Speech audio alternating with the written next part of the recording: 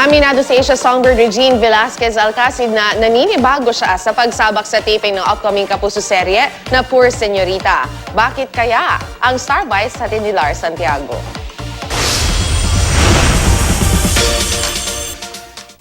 Sa taping pa lang ng bago niyang primetime soap na Poor Señorita, nakakatawa na si Regine Velasquez Alcacid sa kanyang mga eksena. Isang mayamang naghirap at may pagka-bitter sa buhay ang ginagampan ng karakter ni Regine. Kahit naninibago pa rin siya sa pagtitaping dahil 5 taon siyang hindi nag-soap, nag-e-enjoy naman siya sa mga kasama niya sa Poor Señorita. Marami na ring eksena na kukunan.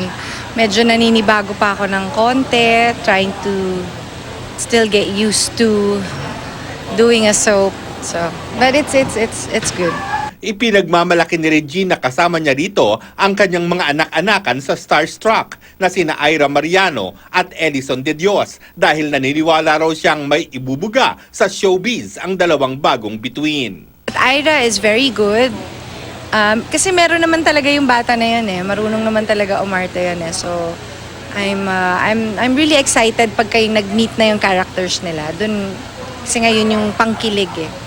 Matapos naman ang matagumpay na Royals concert ni Regine noong Valentine's, naghahanda siya sa isa pang concert sa April 3 sa MOA Arena pa rin.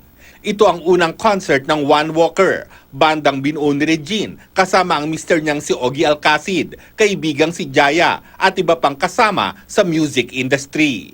It's an outreach band. We sing basically mga Christian songs. And we're doing a show at the MOA Arena. It's called Reborn. Kasama namin si Alden Richards at saka si Angeline will also be there at the concert. Lar Santiago, GMA News.